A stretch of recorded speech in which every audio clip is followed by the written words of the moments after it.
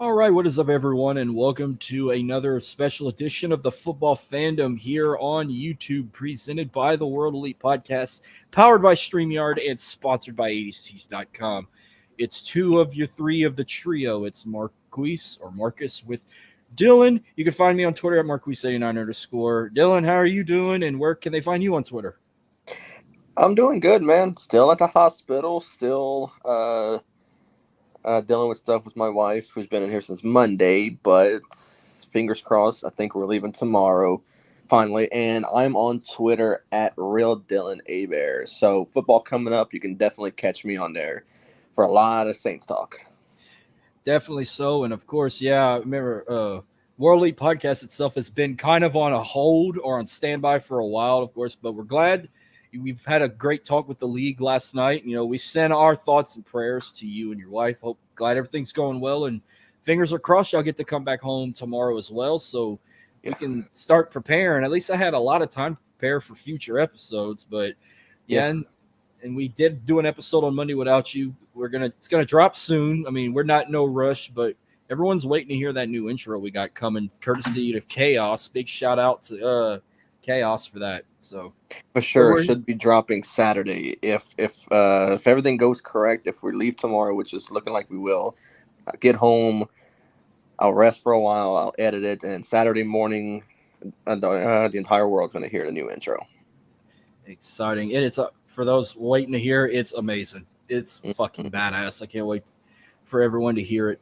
So, but this is another special football edition. This will probably be the last special football edition we're going to have until the season starts, because we did a NFL draft special a couple of weeks ago, and then I said we were going to do one more when they release the NFL schedules for our teams, and then the primetime games. That's what tonight is. Plus, for a bonus, we're going to review the 2022 LSU football schedule. They actually released back in October of 2021. We just never talked about it, and we'll kind of do like a win-loss projection for every game for those, plus our Saints games, and then we'll kind of just run down the primetime schedule as well. Let us know, see what we'd be more excited about. But yeah, also I want to give a big shout out to Ross Jackson from Downtown Saints podcast. No, Locked On Saints. Ooh, that was my Downtown bad. Saints was me and Devin. Oh shit, that was this talking. Yeah, it's all good. It's not like he knows who we are, but yeah, Ross Jackson from Locked On Saints podcast from the Locked On Sports Network. That's my go-to 5 days a week to listen to anything that involves Saints. They have every sports team you could follow. I do the same with the Astros.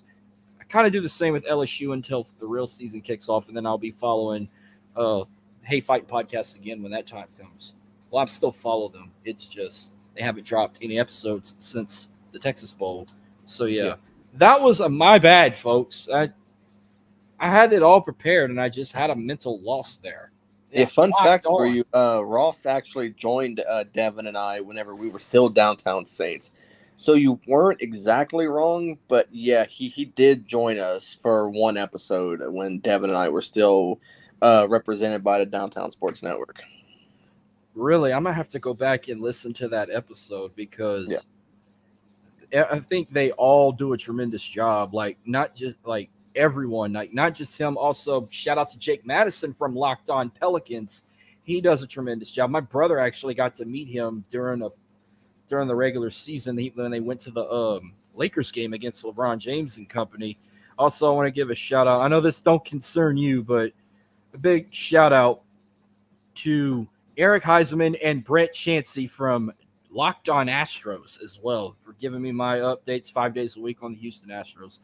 I did listen to Locked On VGK for a bit, but when they got knocked out of chance of making the playoffs, it's like, I don't take hockey that serious. I just went ahead and unfollowed it. Now, Locked On LSU, it's a female that does this one, but you got to give her credit. She does a good job. Caroline Fenton is her name. She's a great job. She's an LSU alum, but she does her show out of 102.5 The Game in Nashville.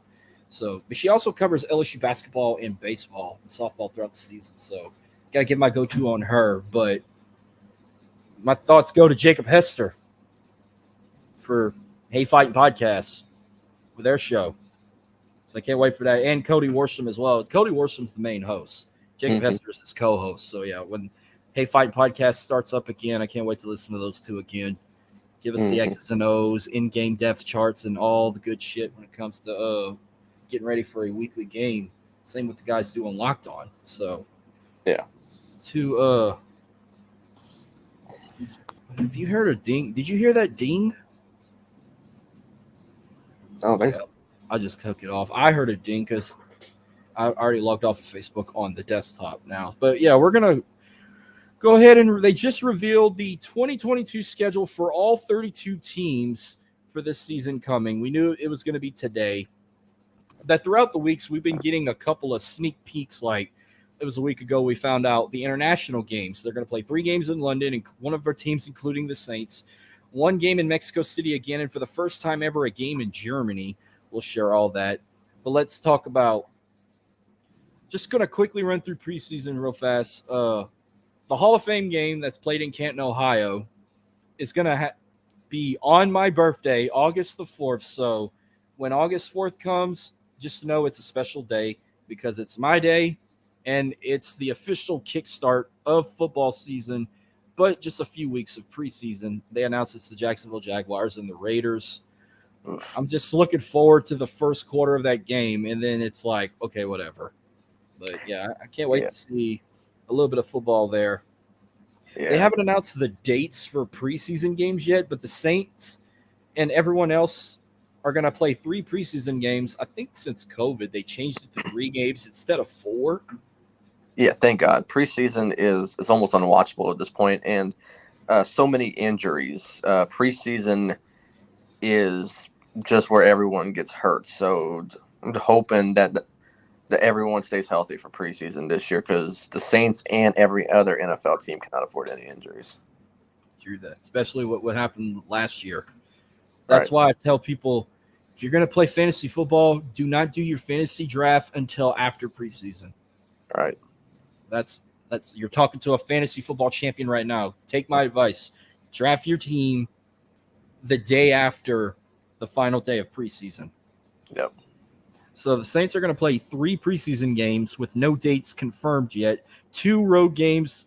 First preseason game against the Texans, their second preseason game against the Packers, and their only home preseason game against the Chargers. Mm-hmm. So, should be hopefully one of those games could be nationally televised where we can check it out. Or you'll have, if you're lucky, can catch it on Fox Sports New Orleans or on Cox. So usually they play it on Cox Cable. I remember over the years down here, like, you only get lucky if you can catch it on Fox Sports New Orleans. But if I can't catch it, it's not even a big deal. It's just preseason, people. Right. I don't take it that serious. No, not at all. Not serious enough where the year they won the Super Bowl, didn't they go 0-4 in preseason and they still won the Super Bowl? Yeah, it happens, yeah. The teams that go 4-0 usually, or 3-0 nowadays, usually suck in the regular season. The ones that lose every game just don't really care about preseason. They end up doing good in regular season. Yeah. Before we get to the official schedule of the Saints, I just want to get your question on something. Earlier today, they reviewed the rankings of the strength of schedule, and usually this is kind of a true thing. If you're the Super Bowl champ, occasionally you have the toughest schedule out of everyone, and that's no surprise here. The Rams have the toughest schedule this season, but there was a kind of a back and forth dilemma with 2 division rivals and the Cowboys and the Commanders of who had the weakest schedule. Well, now it turns out Washington has the weakest schedule of the season, with the Cowboys as the second weakest schedule. When it comes to the weakest schedule, this is my question. Does it really make a shit like, if you have the weakest schedule, do you believe that you have a higher chance of making it to the playoffs at least, or it doesn't make a shit, you probably still won't even win? It all really goes by how good your team is. And if Washington, a team that has been kind of in and out the playoffs and not really that guaranteed playoff team, then I wouldn't say that the strength of schedule really, really means a lot to them. But I mean, with the team, rebranding themselves as the Commanders, a new quarterback in Carson Wentz, a different looking team, a good defense. I mean, the easy schedule could actually mean something pretty good for them. So So Washington's a team that I've been following to actually win the NFC East for a while now. I thought they were going to do it last year, but I mean, it was a very disappointing season for them. So the easy schedule can mean that they could possibly win a division this year, but having Dallas at number 2 could also mean Dallas could win the East. So I think the East is one of the most open divisions this season. They have the Saints ranked 8th for the toughest schedule of the 2022 season, and they have their opponent win percentage at .528. Seems about average to me. Yeah. So you look at the official schedule for the Saints. Now, this was kind of a little spoiler. They announced this a couple hours before the full schedule was revealed. But week 1, they are opening up the season with their division rivals, the Atlanta Falcons, and it's on the road in Atlanta. The main question is going to be for the Saints is, who, not for them, for the Falcons, who's going to take over the reins to take on our defense? Will it be Ritter being the starting quarterback, or will they use the veteran in Marcus Mariota?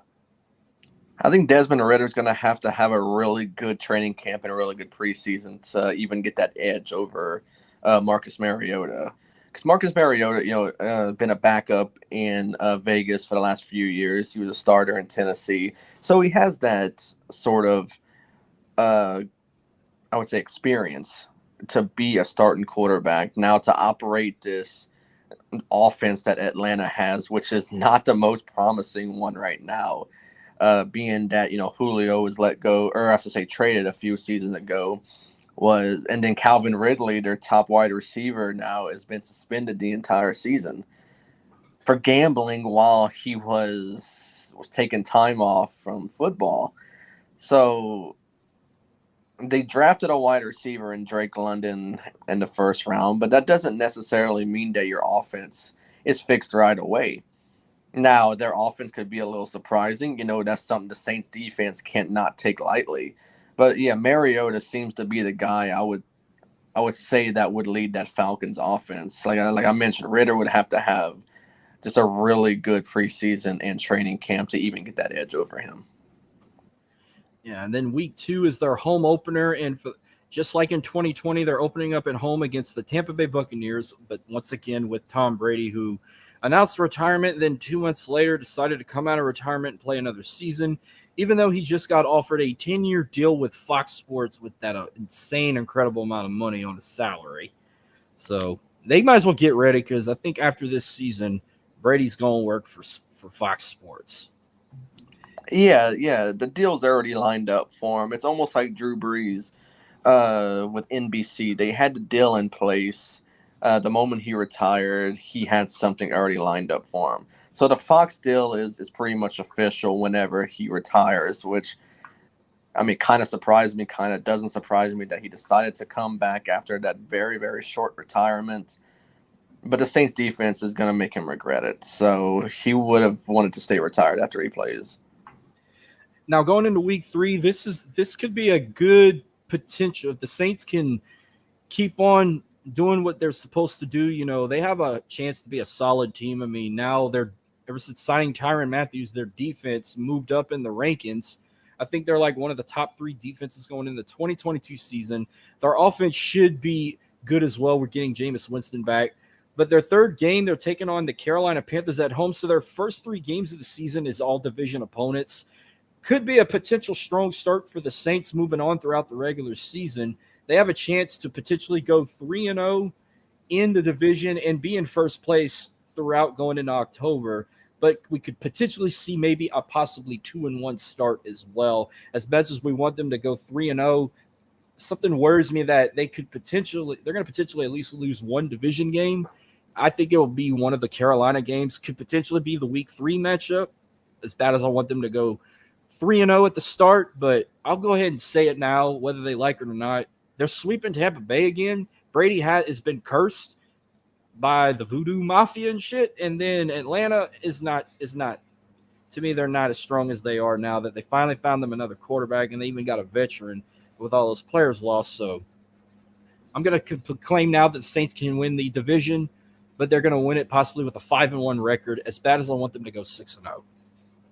Yeah, they're really and truly. If you look at the NFC South, I kind of feel like it's one of the most wide open ones aside from the NFC East. I mean, there's so many divisions wide open, and I feel like those two alone, for the NFC side of things, it feels so wide open, except for Carolina. I feel like Carolina is going to finish dead last, maybe even Atlanta. I think it's a tie between the two. So the Saints and Tampa Bay are really, I would say, the stronger favorites. But if you're a betting person like myself, right now the Saints are like plus 420 right now to win the division. So if you're a betting person, I would say go put money on it because I think that's some easy money right there. If you hold that that win record over Tampa Bay that you've had the last few seasons, I really don't see why that you couldn't make money off of that. So before the season starts, if they're still plus four, whatever, or even jump to plus 500, I may look into putting money on that because I think that's an easy way of making money right there. But uh, no, the Carolina game week 3 kind of makes me feel like it's a sneaky little game right there because you're not sure who the quarterback is going into that game with, and possibly Sam Darnold, the rookie, and Matt Corral. You're not sure.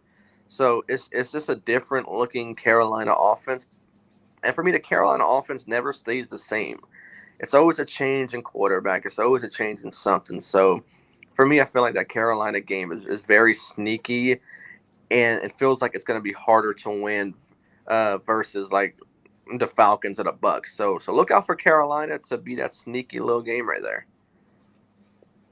And then they want to say, I want to say they said this after Brady retired or a couple weeks back. They were trying to say that the NFC South has now become the weakest division in the NFL this coming season. And I'm like, no, it's still the NFC East.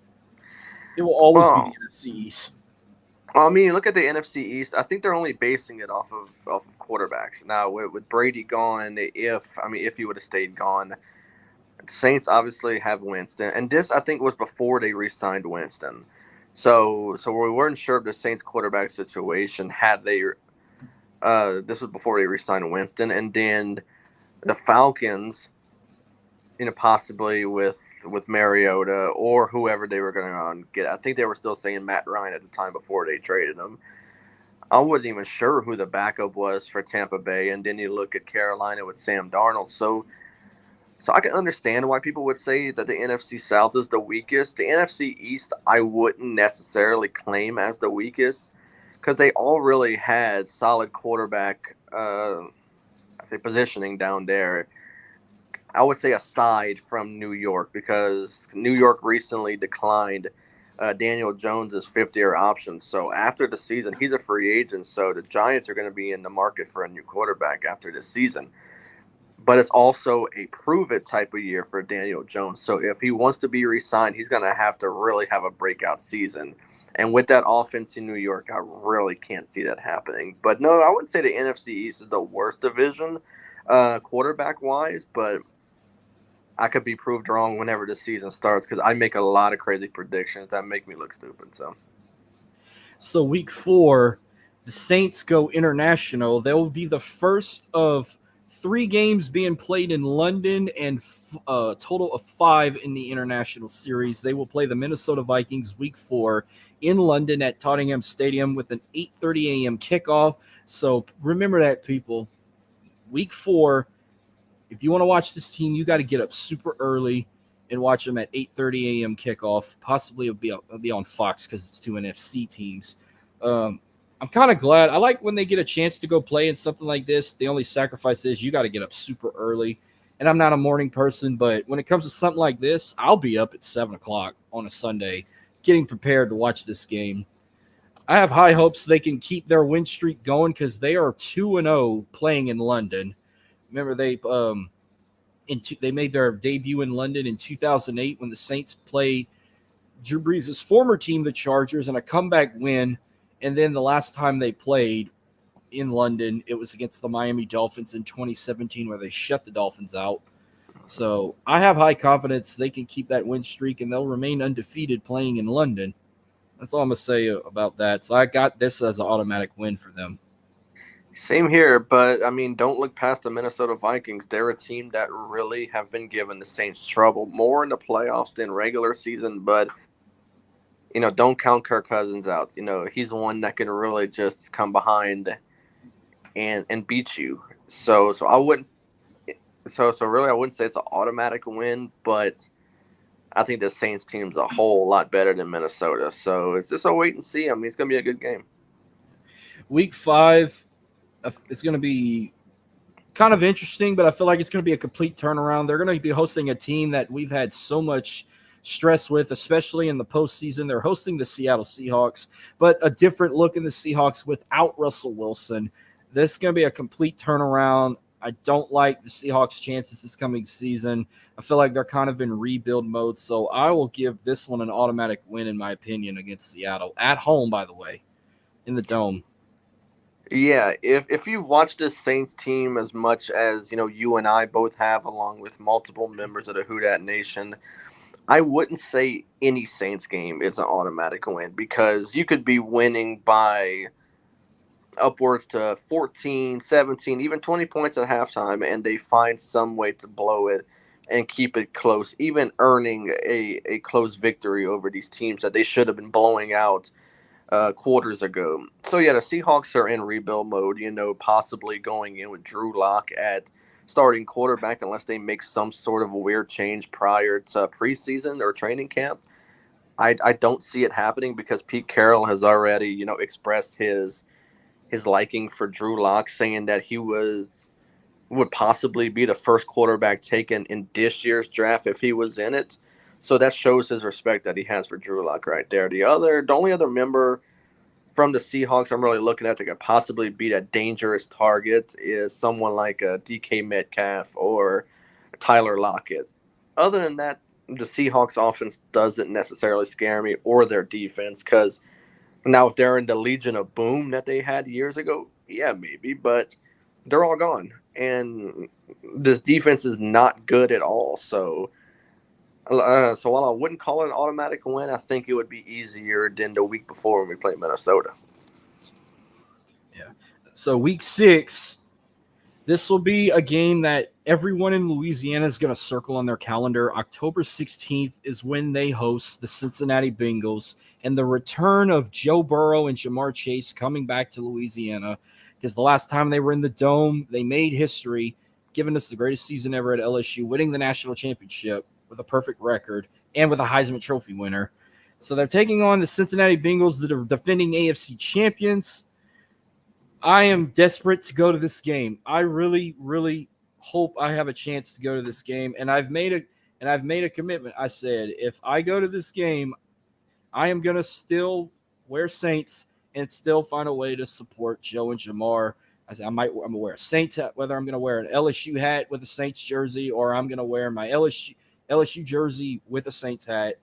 It's gonna be some way or another, but I got to get tickets first, and then I'll decide how I'm going to still be supportive of one whole team and just 2 players. But this one is kind of an unpredictable way right now. It could go both ways. The Saints could play good and could win this game, but I find it be a close one with how both teams look now, or the Bengals could pull it off at the last minute.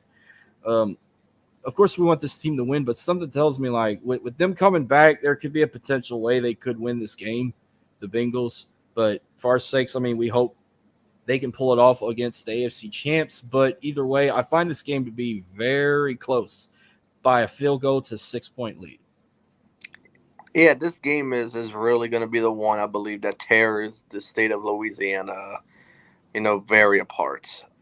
The love for Joe Burrow, Jamar Chase, former Saints players, Von Bell, Trey Hendricks, Hendrickson. not Eli Apple. Fuck him. They're going to boo that fucker out the stadium, and I can't wait for that. Yeah, this is the one that's going to tear a lot of people from Louisiana apart. And honestly, even if you're not from Louisiana, you could be from a closer state that still followed LSU and the Saints together and just love both, Joe Burrow and Jamar Chase and former Saints, and also love the Saints as well. So while I am rooting for Joe this season and Jamar, I mean, I'm going to put my love for them aside at least for one game because it doesn't matter who you play for, who you actually have played for in LSU. I gotta always go with my Saints. So yes, I do respect Joe. I hope he has a very successful season. But whenever you step on the field against the Saints, you're the enemy. So this is going to be the toughest game so far that we've talked about, because the only other tough one that you can look at is possibly Tampa Bay, but things always go south for Tampa like, every time we play them. So Cincinnati right now looks like the toughest game. And yeah, no hard feelings for Cincinnati. I mean, when this game comes, I mean, yes, I'm gonna pick the Saints to win this game, but if the Bengals win, I'm not gonna be upset. That'll probably be the only loss this season I'll accept because it's Joe Burrow and Jamar Chase. I want them to be successful again and get them another playoff run or possibly another Super Bowl run as well. But we'll Mm-hmm. see when that time comes. Week 7, if you don't count the London game as prime time, this will be their first primetime game of the season. Week 7, they go Thursday night football on the road against the Arizona Cardinals. By the way, Arizona is the site of this year's Super Bowl. I want to say it's Super Bowl 57. And I'm hoping this isn't the Saints' first trip to Arizona this coming season. I'm hoping for at least a second or even third trip if they end up meeting the Cardinals in the playoffs and another trip to the Super Bowl. But I don't think the Cardinals fans are very desperate that they're going to be the third consecutive team to host the Super Bowl in their own stadium and potentially win it. The NFC West, I believe, is probably going to be the strongest conference this coming season in the NFC with the talents they have with the opposing teams. But I have high doubt they can get it done with the Cardinals. Yeah, no, the Cardinals game is also going to be very competitive, very tough. DeAndre Hopkins is serving a 6-game suspension, which looks like he'll be back for this game. Unfortunately, I would have wished the suspension would have been a little longer. They also acquired Hollywood Brown from Baltimore during the first round of the NFL draft. So yeah, their offense, I mean, looks pretty good in my opinion. But the good thing is the Saints have an excellent defense to back it up. So it's gonna be a really good game. Arizona, their defense is okay. So, and our offense hasn't really been classified as the greatest thing ever either last season, but given injuries and stuff like that, but having a healthy Jameis, a new addition in Chris Olave, I think it's going to be a different looking Saints offense. So I could see this one being a win for the Saints. Now, I'm going to disagree with you. I'm going to say the AFC West is going to be probably the strongest division. Adding Russell Wilson to the Broncos, and then with Herbert, Mahomes, and Derek Carr, and then with the Raiders getting Devontae Adams, that division is completely wide open. So that's one of like maybe the 2 or 3 divisions this season where I don't have a clear winner yet. And the NFC West could be one of them as well. Minus the 49ers. Not sure of their quarterback situation yet, but now this Arizona game is going to be good, and I really can't wait for it. Week 8, they host the Raiders at home, October 30th, week 8. Something worries me because it's Vegas. You know, Vegas, and it comes to betting and gambling and all that shit. The last 2 times they played the Raiders, they lost. They opened up the 2016 season, but they blew that game. And of course, we had a feeling they were going to lose to the Raiders the last time they met because it was the first game played in Allegiant Stadium with no fans. So we knew that was coming. Hopefully, the Saints can get some redemptions and avoid losing a third consecutive time against this team. But this is one of them opponents that's going to worry me.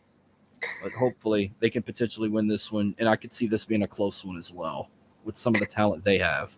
Oh, most definitely. And like I mentioned just before this game, the addition of Devontae Adams is gonna be the X factor, in my opinion, for this Saints defense to watch out for. But whenever you have a lockdown corner and Marshawn Lattimore, someone who locked down Devontae Adams whenever they played Week 1 in Green Bay, could also spell trouble for Las Vegas. Now, yeah, and just like you mentioned, Vegas is 2-0 in the past 2 games against the Saints.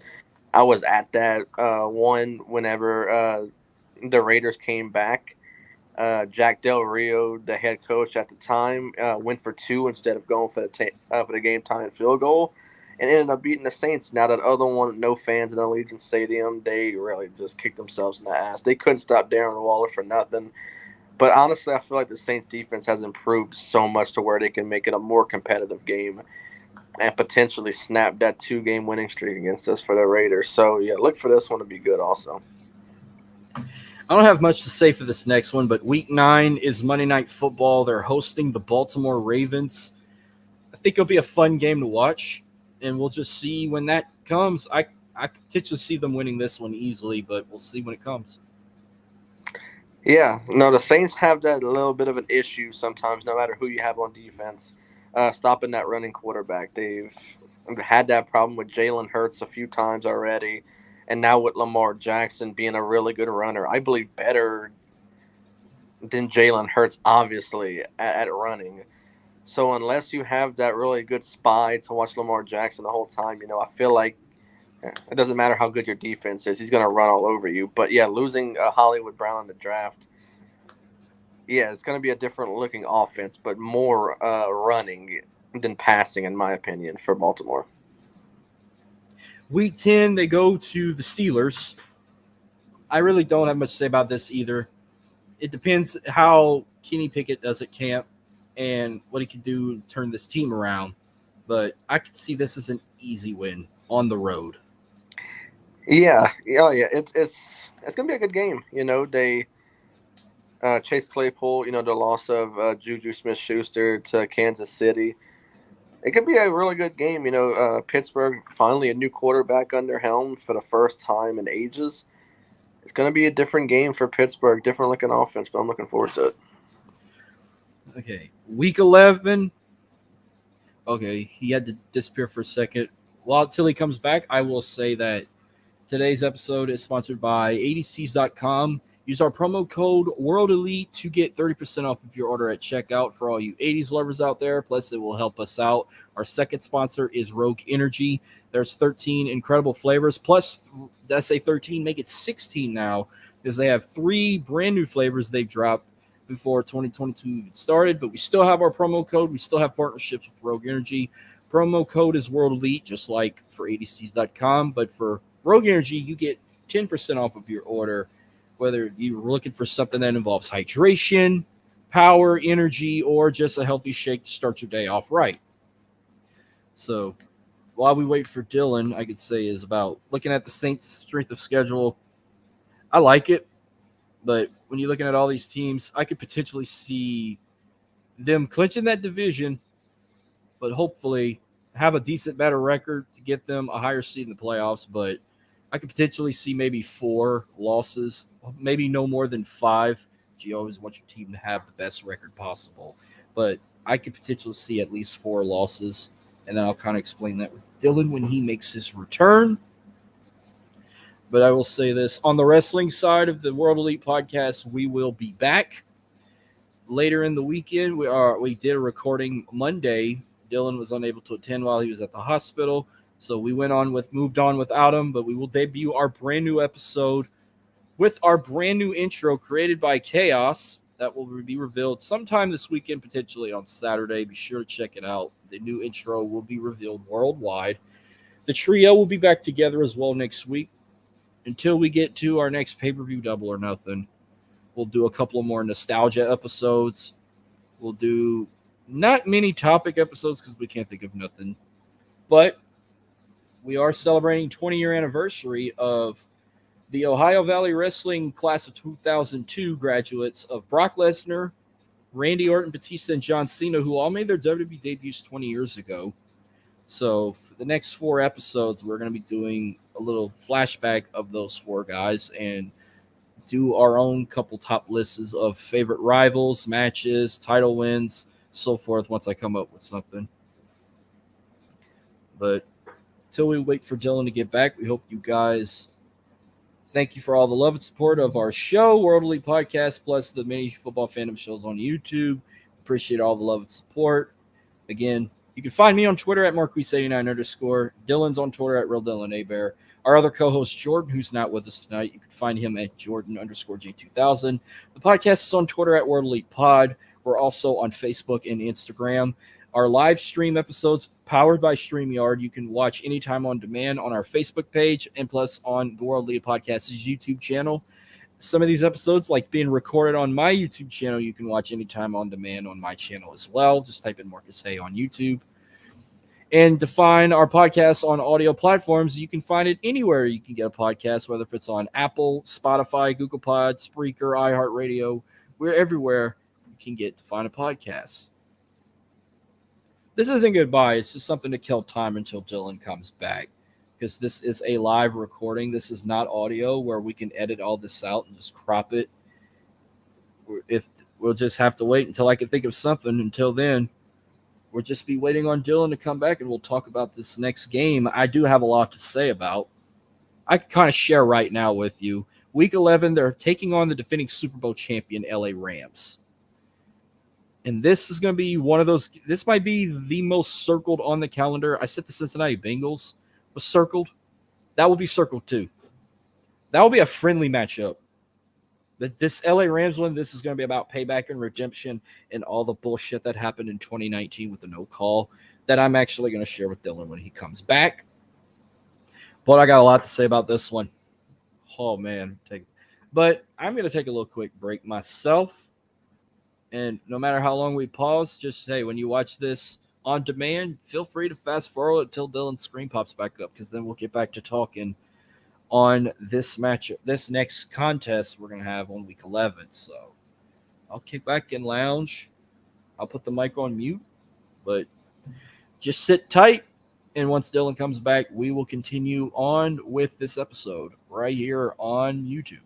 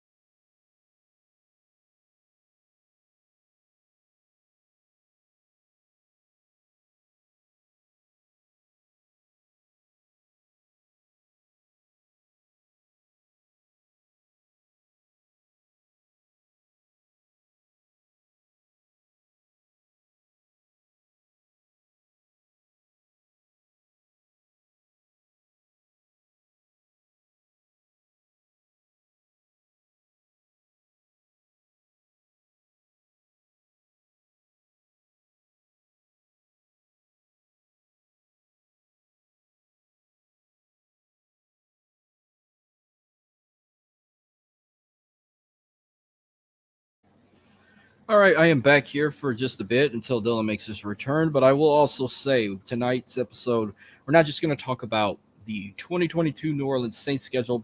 We're also going to talk about the primetime games that's going to happen this 2022 season. That involves Thursday night games, Sunday night, and of course Monday Night Football. Saints do have a bit of primetime games this year. I want to say they have about 4 primetime games, and that's not including their Vikings game in London. But we're going to look through all those. We're not going to make any predictions or do any talk about it. I'll just quickly run through it, and possibly we'll just kind of do like a yay or nay thing if we think it could be worth watching or any good potential of being a tremendous game of the week. And for a bonus, we are also going to review the 2022 LSU football schedule, kind of do a little bit of intake on that as well, and do a kind of a win-loss prediction as well. This one shouldn't take as long as like we've done with the Saints schedule. So again, we're still waiting for Dylan to make his return, but I wanted to make this quick announcement. But I'm going to pop off for a bit, and when we come back, we will continue on with the second half of the Saints schedule release. So y'all stay tuned.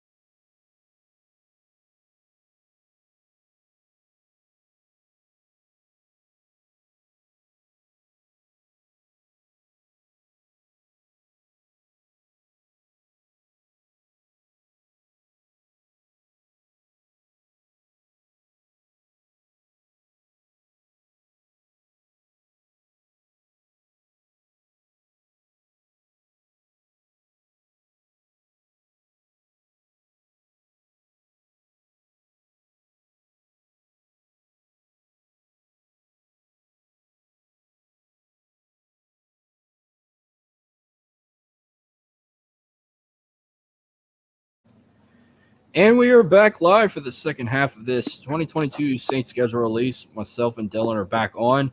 We're sorry for the wait. Sorry for the wait, quoting Lil Wayne. But I mean, you can always fast forward through that pause segment while you're rewatching this on demand. So, right before you magically disappeared, we was getting ready to talk about another game that not the entire state, I'm going to say, that are members of the Who That Nation will circle, probably bigger than the Bengals game, and that's the matchup with the defending Super Bowl champions, the LA Rams, and it just makes me sick to my stomach having to say that when I could have just said the LA Rams, but we know what's coming here. The last time these guys were in the dome, the no call, the game that cost us a trip to Super Bowl 53, where we would have gotten the dream match of Drew Brees versus Tom Brady, but instead we got Jared Goff versus Tom Brady. So I know you're ready for this one. I'm ready for this one. I'm hoping to get payback and redemption. This will be an interesting, tough one. But, the Rams have lost some players themselves. Remember, our beloved LSU boy, Andrew Whitworth, announced his retirement. So there's no blindside protection for Matthew Stafford. They're going to have to find a replacement for Whitworth. Odell Beckham Jr. is coming back home to New Orleans to try and steal the spotlight. So that's going to be interesting seeing two former teammates, Odell Beckham Jr. and Tyrann Matthews, going at it as well. I hope, well, he disappeared again, but I hope if he's listening, and I'm going to say this in a rated R way, for fuck's sake, I hope we beat these sons of bitches. And sadly, we're going to have to pause again. But when he comes back, we're going to hear his thoughts and takes on this upcoming game with the LA Rams. So sorry again, but we will be right back.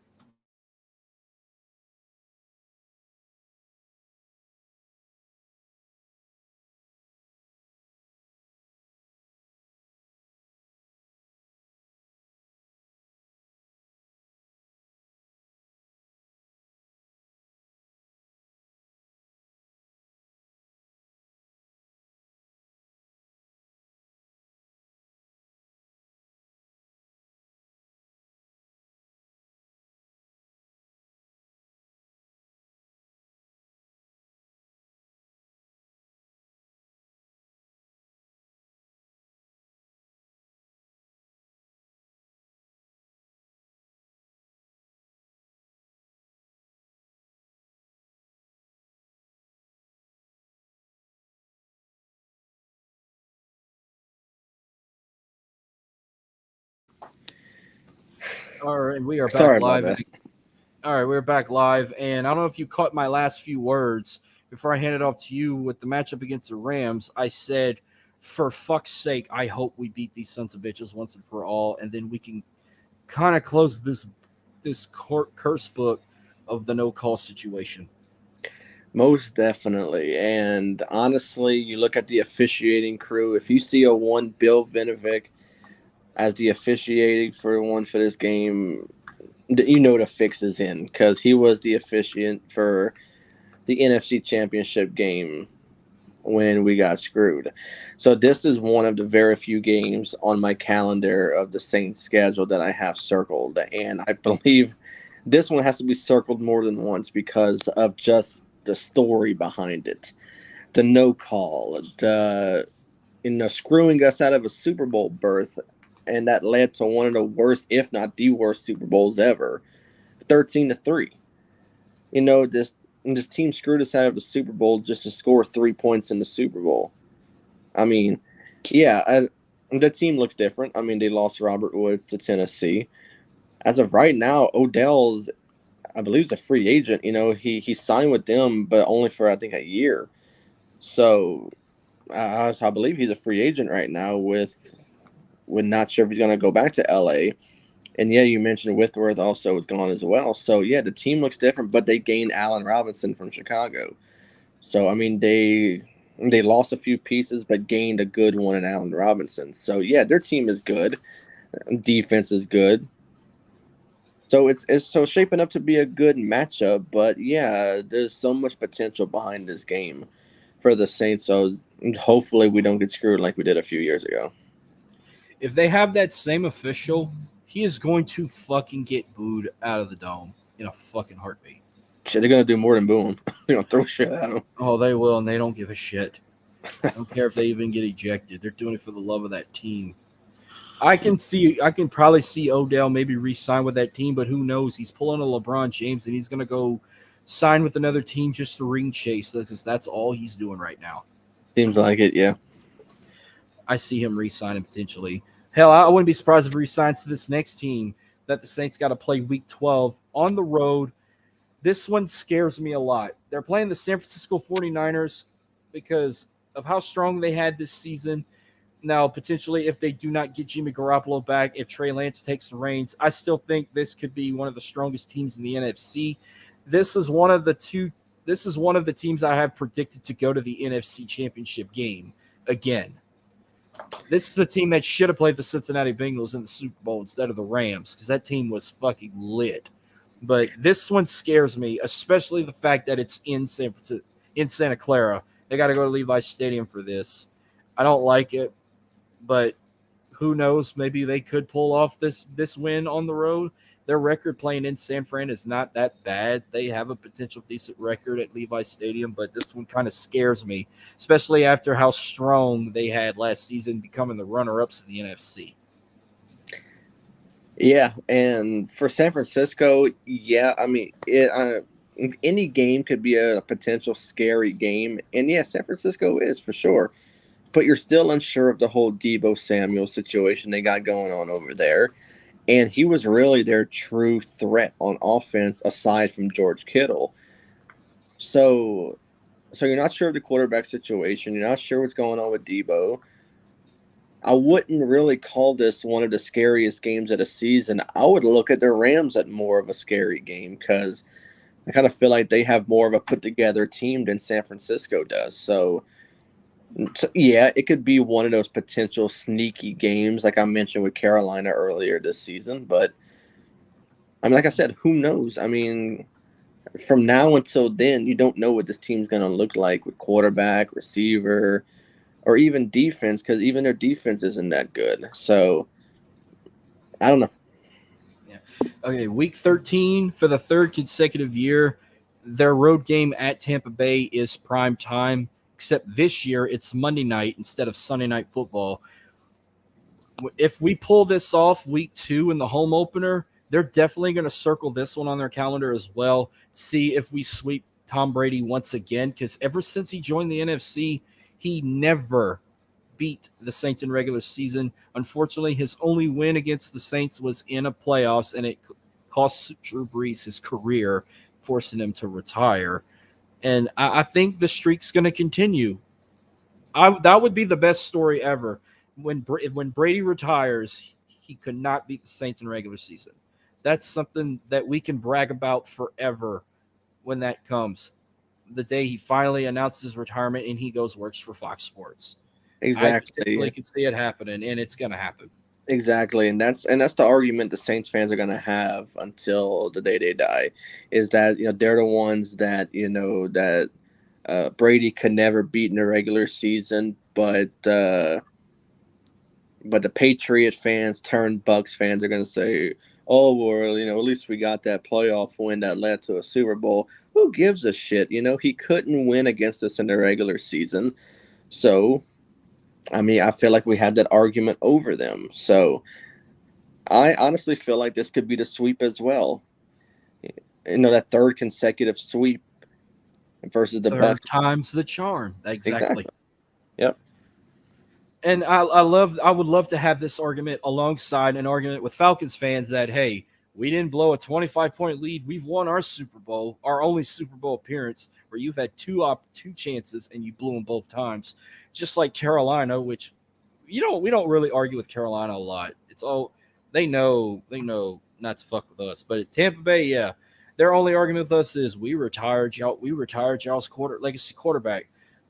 Your legacy quarterback can't even beat us in the regular season, and you think having C.J. Gardner-Johnson with his shoulders crossed staring you face to face? Wait till Tyrann Mathieu stares down Tom Brady. It is going to be WrestleMania in the NFL with that. Imagine what Tyrann's going to do to Tom Brady. And it's not like they're no strangers. Tyrann gave fucking Tom Brady hell when he was still at New England and he was with the Chiefs. Exactly. Oh, it's gonna be interesting. Okay, week 14 is a bye week. Now, I don't remember the last time they ever had a bye week so late in the season. I'm used to them having like a around the week 5, week 8 or 9 range of a bye week. They're having it in December. Week 14. That's it. I mean, Mm-hmm. do you remember the last time they ever had a bye week that late in the season?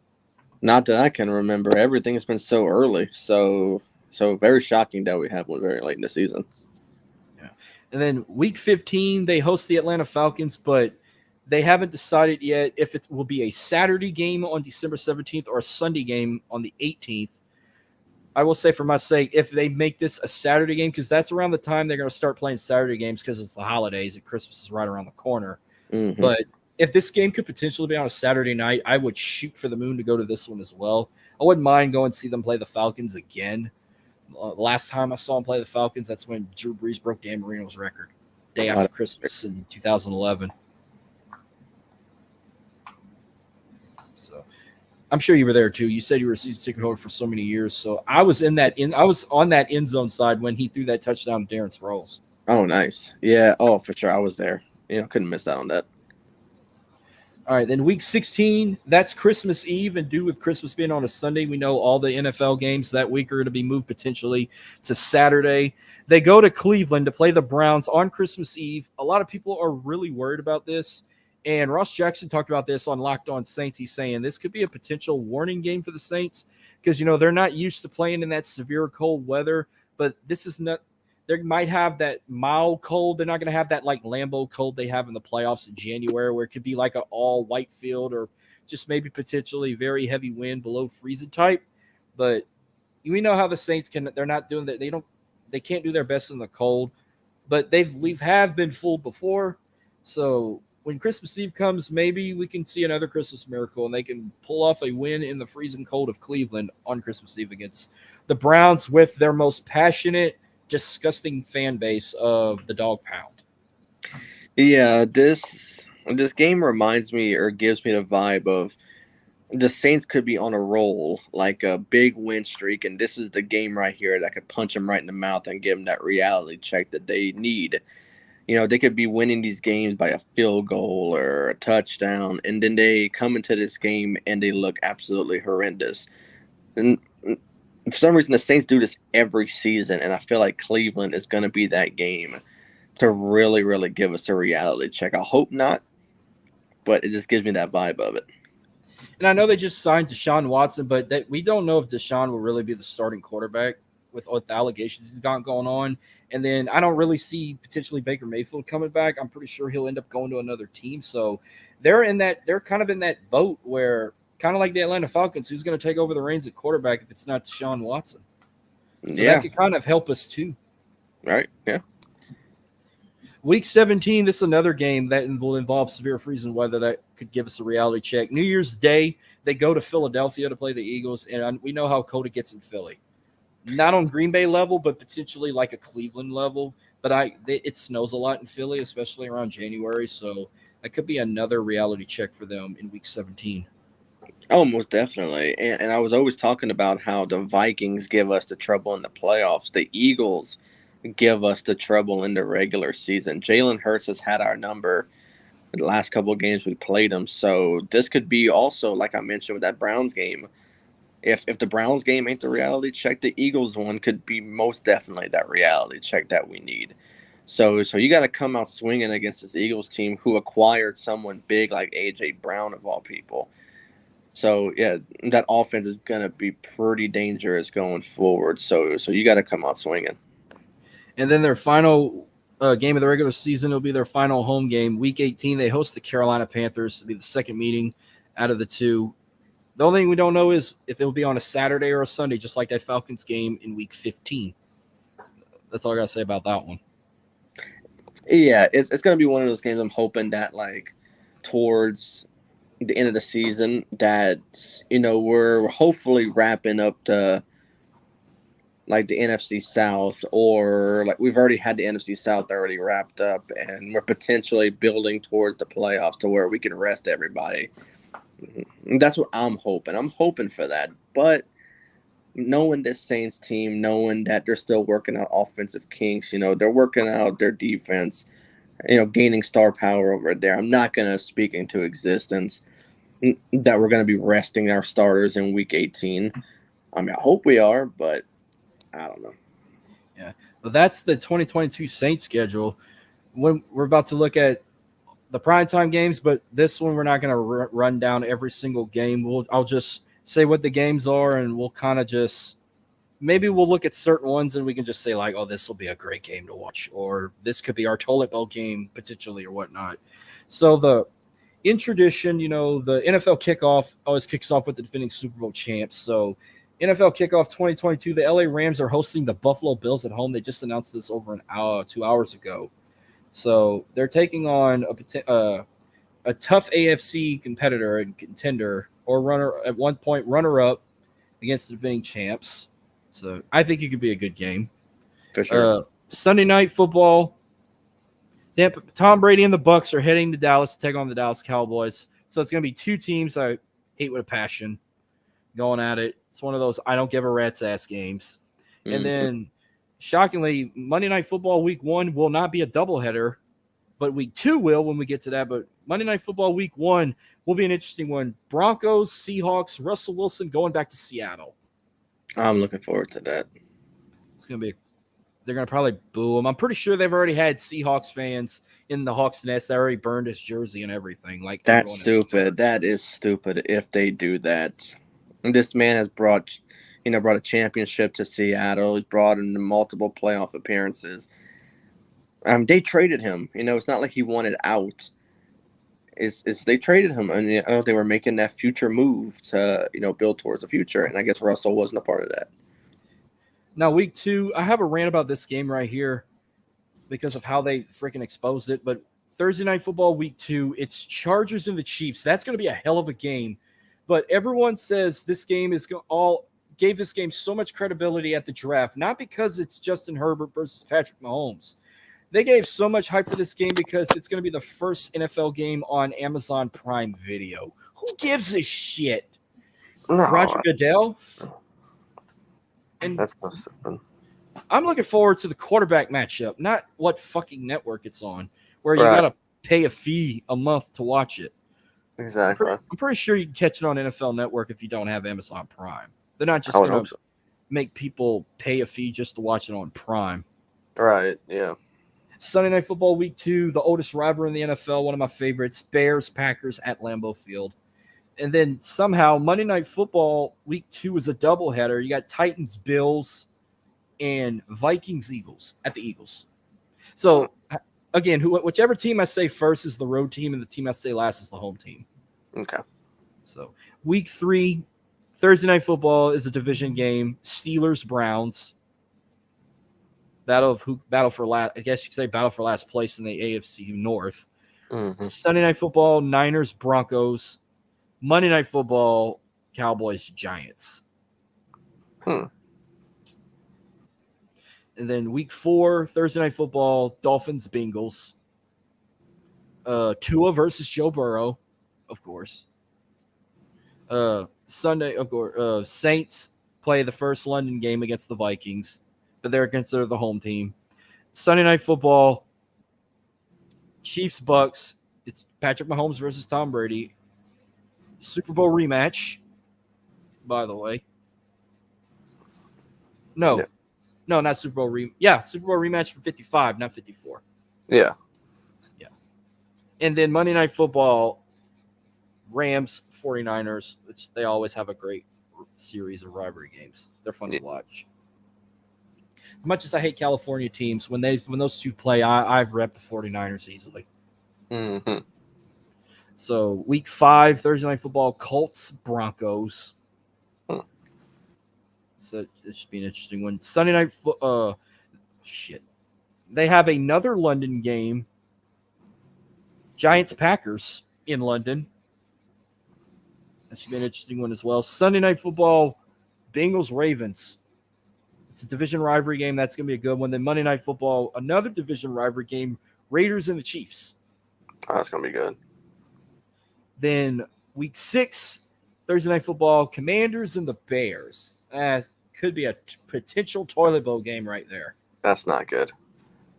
Potential Yeah. toilet bowl game. Sunday Night Football, Cowboys, Eagles. Then Monday Night Football, Broncos, Chargers. Now that Russell Wilson is in the same division as Justin Herbert, that could be an interesting quarterback matchup as well. So week 7, Saints, Cardinals is Thursday night. We've talked about that. Sunday Night Football, Steelers, Dolphins. Mm. Then Monday Night Football, Bears, Patriots. I don't know about that one. We'll not talk about that one. Week 8, Thursday night, Ravens, Bucks, Buccaneers. Mm-hmm. And the final London game, Broncos, Jaguars. So, London loves the Jacksonville Jaguars. Yep.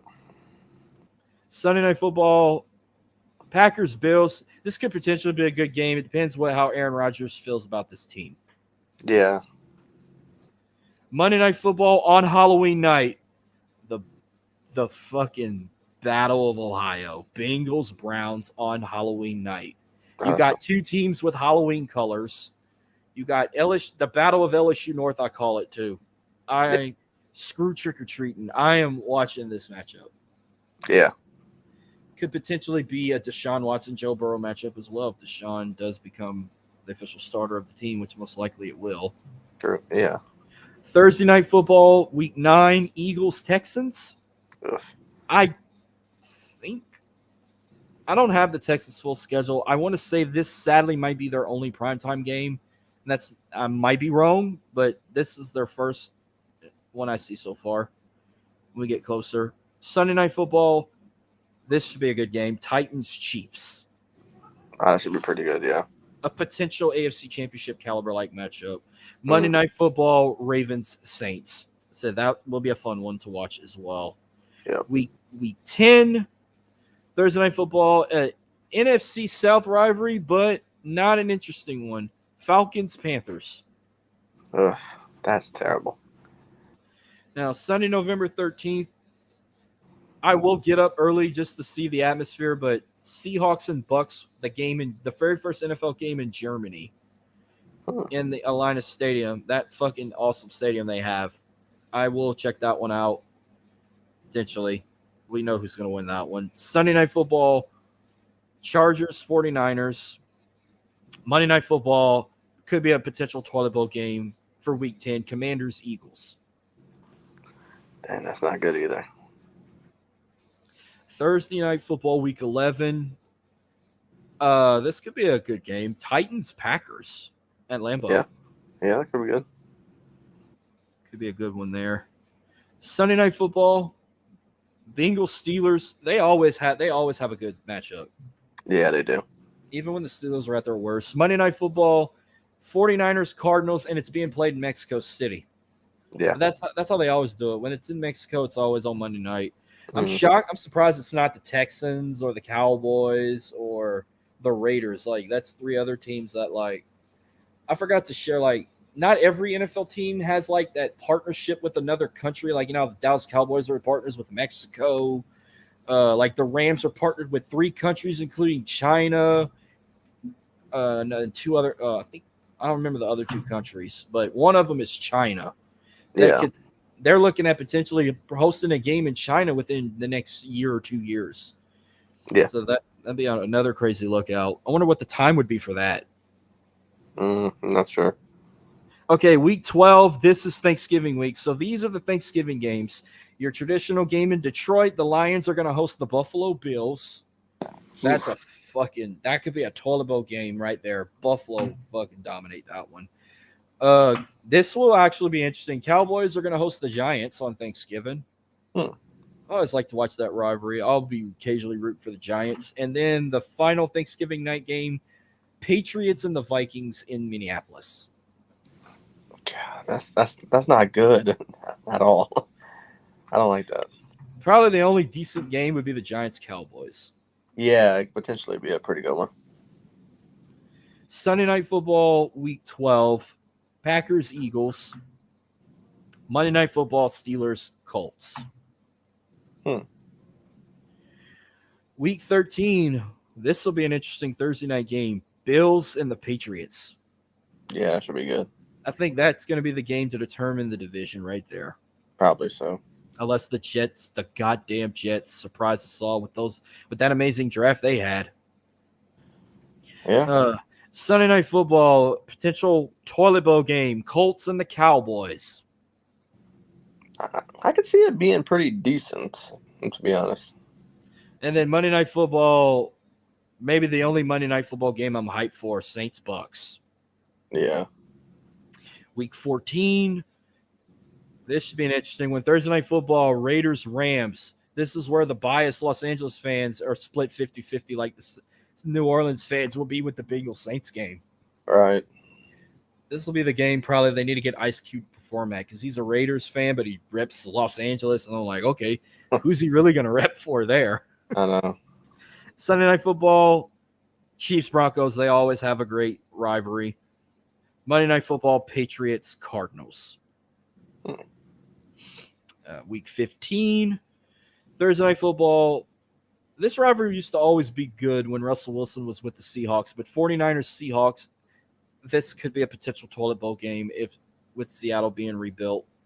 Mm-hmm. Sunday Night Football, Patriots, Raiders. Monday Night Football, this would be a good one. Rams, Packers. But could be a potential. It depends how Aaron Rodgers is with this team. All right. This could be the toilet bowl of all toilet bowl games. But Thursday Night Football, Week 16, Jags and the Jets. Oh my God. I want to watch this one. And I will potentially be probably repping Jacksonville because I'll potentially be wearing my Travis jersey that night. Yeah. I need to order it, by the way. That's going to be bad. Yeah, but I'm actually looking forward to it.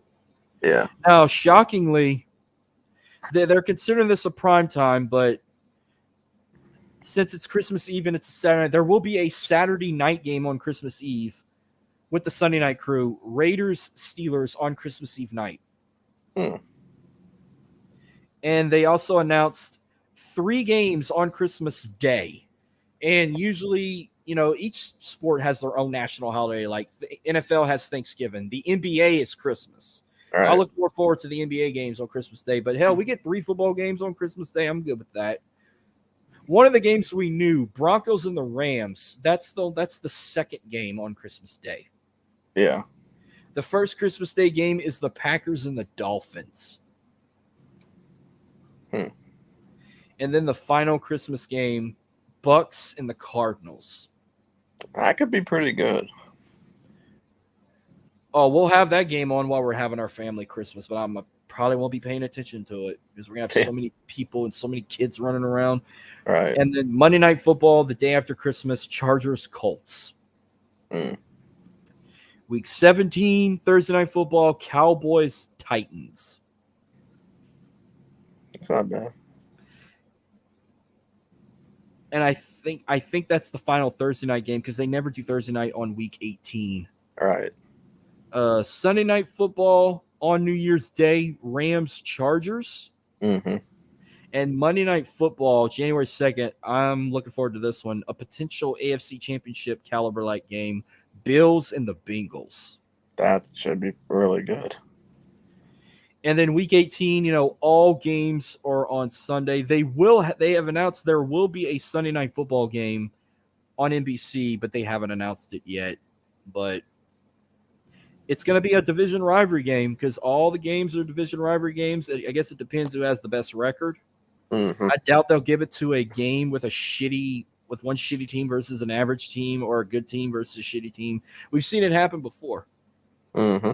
Or a game, I believe that could be potentially decide the winner of the division. So, right. That's it with the primetime games there. We're going to close out with LSU schedule. We can kind of quickly just run through it. I mean, I'm really looking forward to see what Brian Kelly does with this Tiger team. I've heard a lot about how good they looked at spring football game.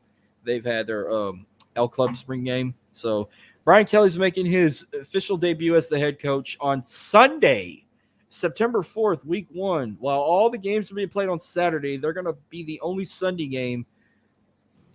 And with it being at a neutral site, it's called the All-State Louisiana Kickoff. It's being played at the Dome in New Orleans. They're playing Florida State.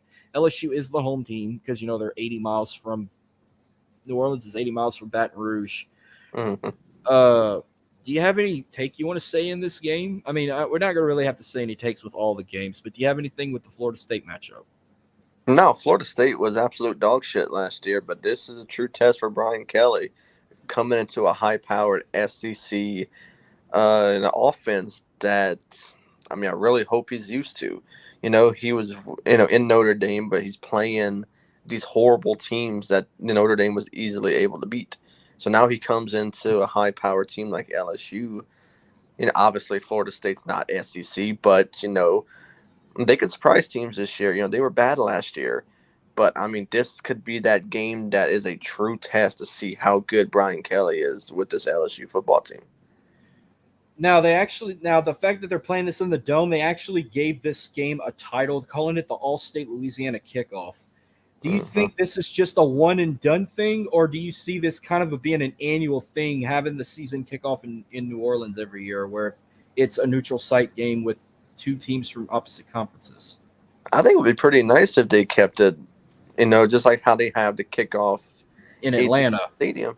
Well, no, they're not. Well, they're not doing that anymore. They stopped doing it. They're not doing it in Dallas anymore or in Houston. Oh wow! I don't know if they're doing it in Charlotte anymore. As of now, the only neutral site games this season, week 1, is the Chick-fil-A kickoff in Atlanta, which it's 2 games. They do one on Saturday and one on Monday night.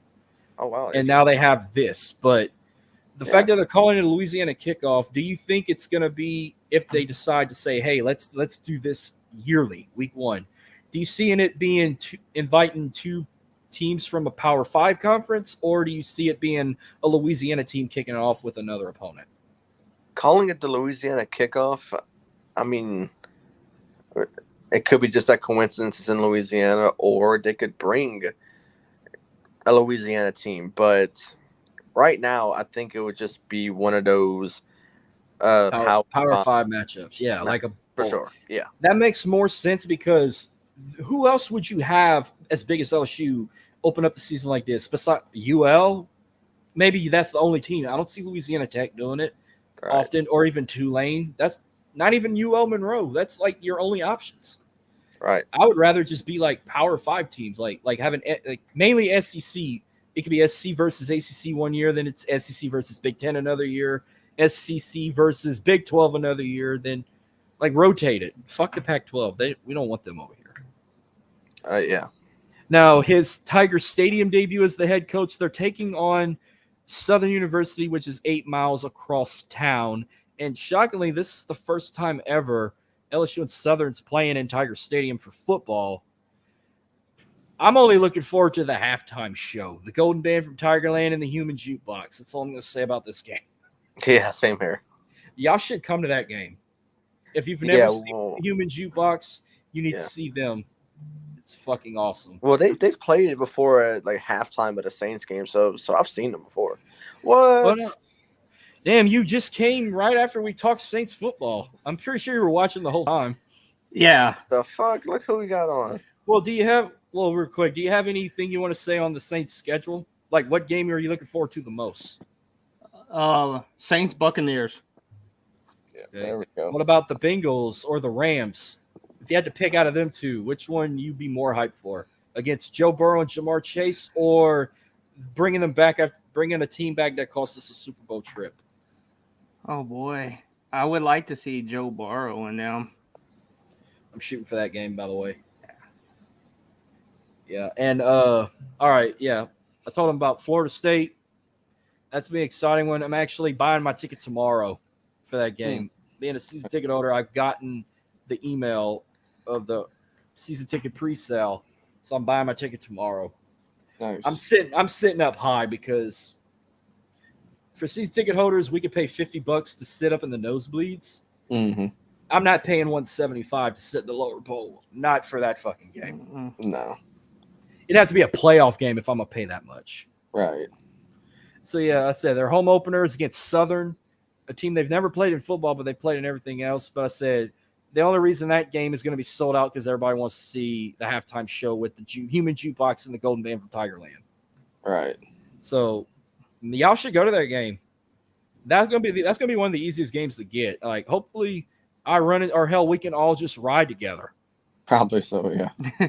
Like, if that's one, if y'all looking for a non-conference game to decide out of, that should be the one.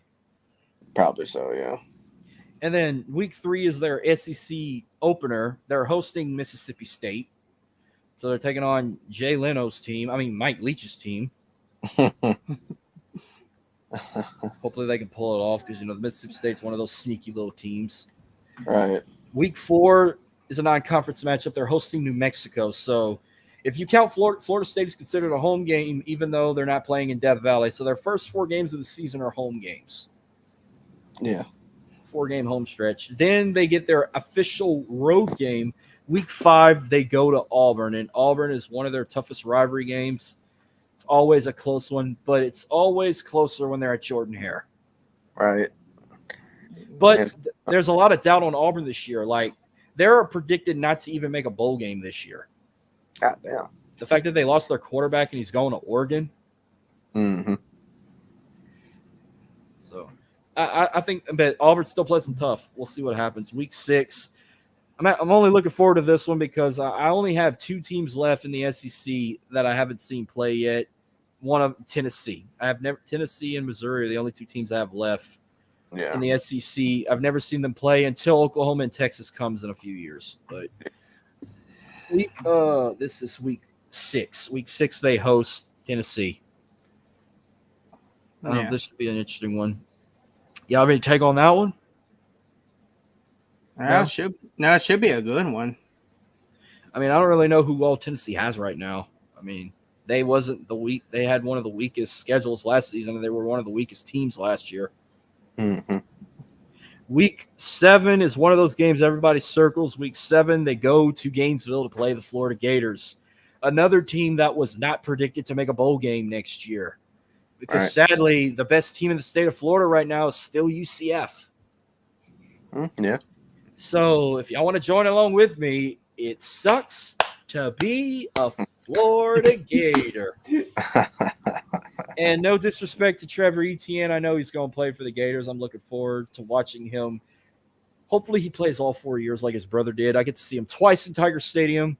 And I'm hoping to make a trip to Gainesville because I want to go to the Swamp. Add that to my stadium tour list. All right. So that was week 7. Week 8, Ole Miss, the Magnolia Bowl. This will potentially be the homecoming game because LSU always does homecoming between weeks 7 and 8. They always do it in mid-October. So that's the homecoming game right there, folks. Magnolia Bowl, Ole Miss. Another team I think is going to kind of be in rebuild mode because they lost Corral and fucking was it Kiffin? Hey, Kiffin. Lane Kiffin. Yeah.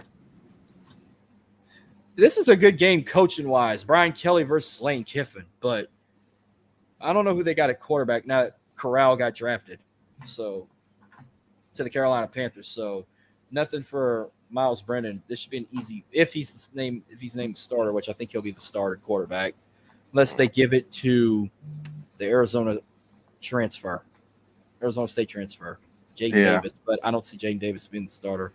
It'll potentially be Miles Brennan or even Garrett Nussmeier. Not Walker Howard. He's not ready yet. Mm-hmm. I think he's only going to be a freshman now because he redshirted last year.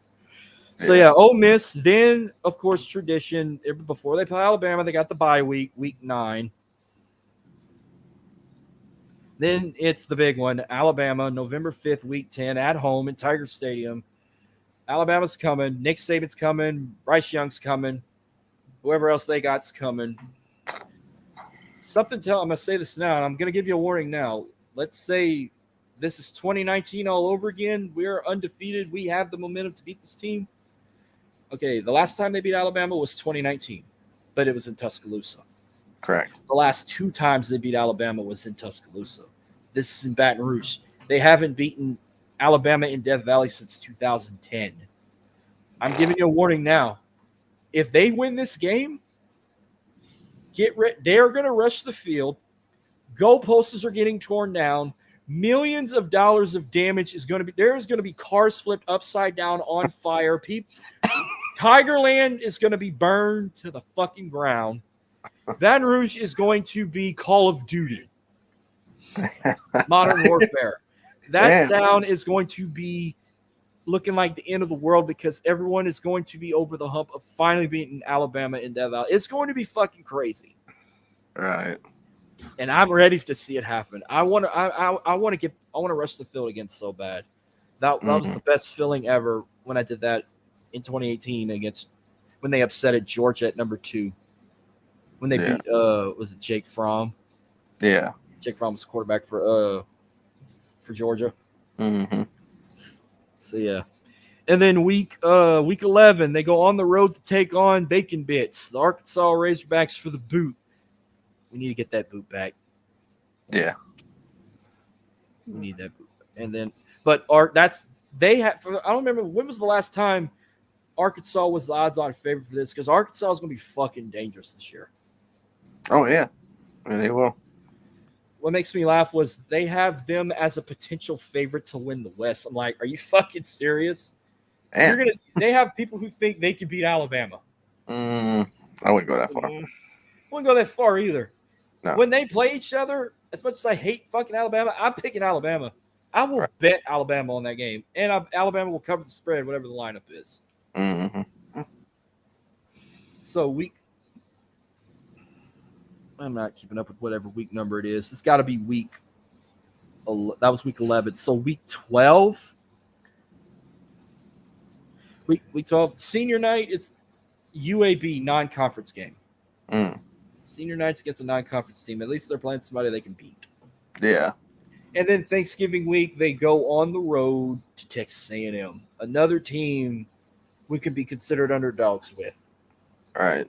And good thing it's in College Station, because if it was in Baton Rouge and Max Johnson came back to Death Valley and he's the starting quarterback, the student section is going to start a "fuck you, Max Johnson" chant.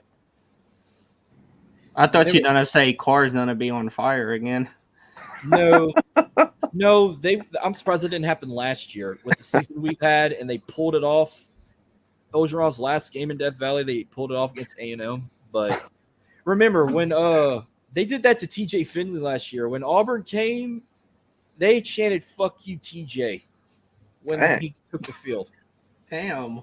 And my seats are right next to the band, so I'm not far from student section. Right. Oh, fuck you, TJ. Fuck you, this guy. Fuck you, that guy. Like, they know what to say. Damn. So get ready. If you were going to Baton Rouge for the Alabama game, get ready for a "fuck you, Saban" chant.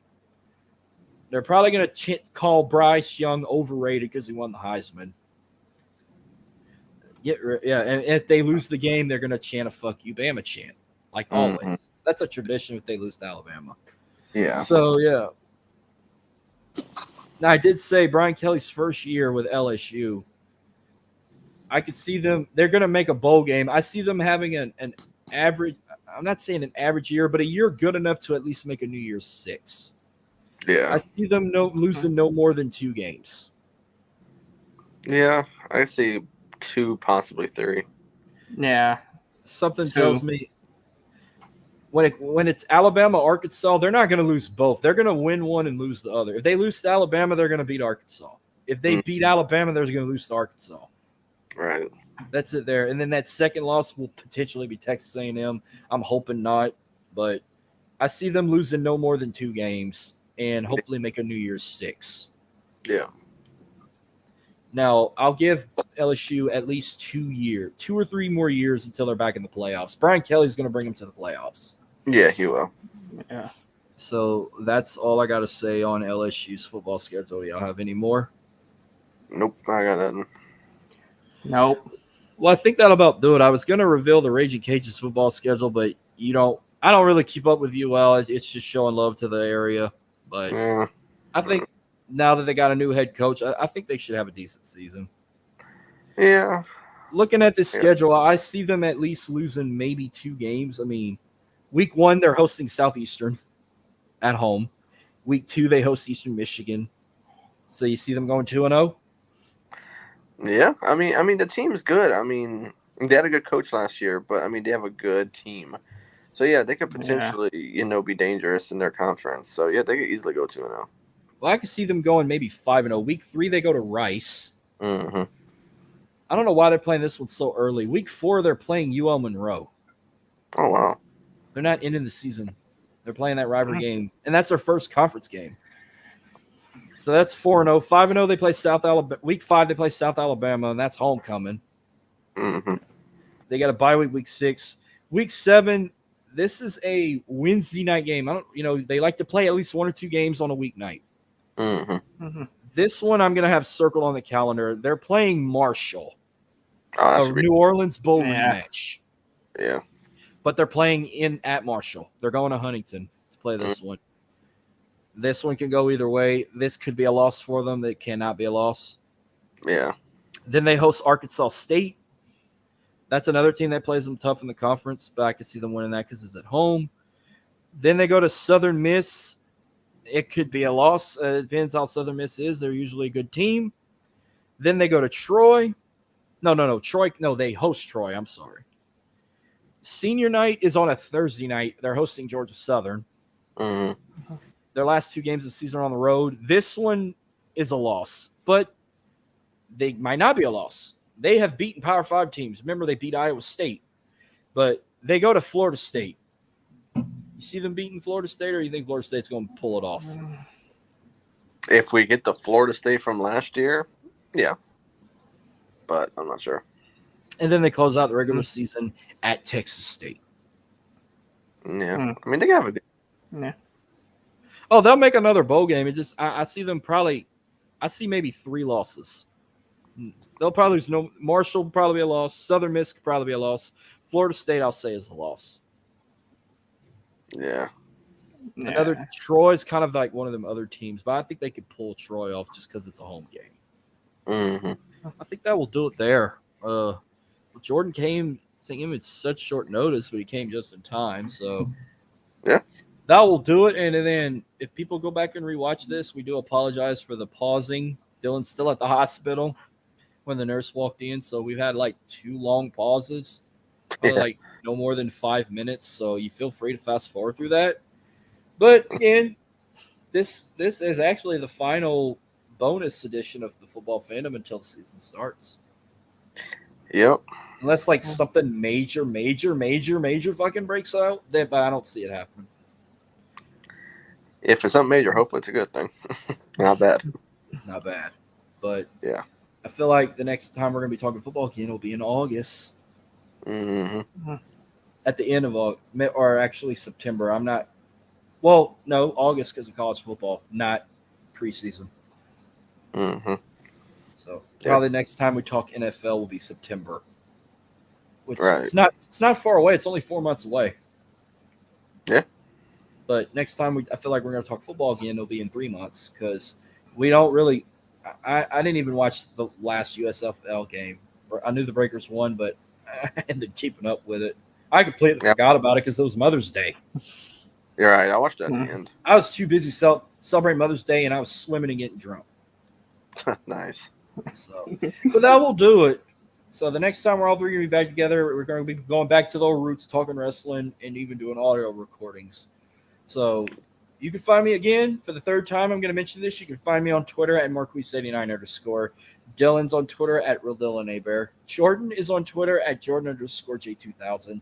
And the podcast is on Twitter at World Elite Pod. You've heard the rest throughout the middle of the show. You're also on Facebook and Instagram and Twitter. Find the audio podcast. You know where to find them. I said it all. We're going to close it out by saying, are you ready for this football? Because we are, and we'll see you guys with more Football Fandom. Season 2 starts in 3 months. Y'all enjoy the rest of y'all's night, people. Thank you, and good night.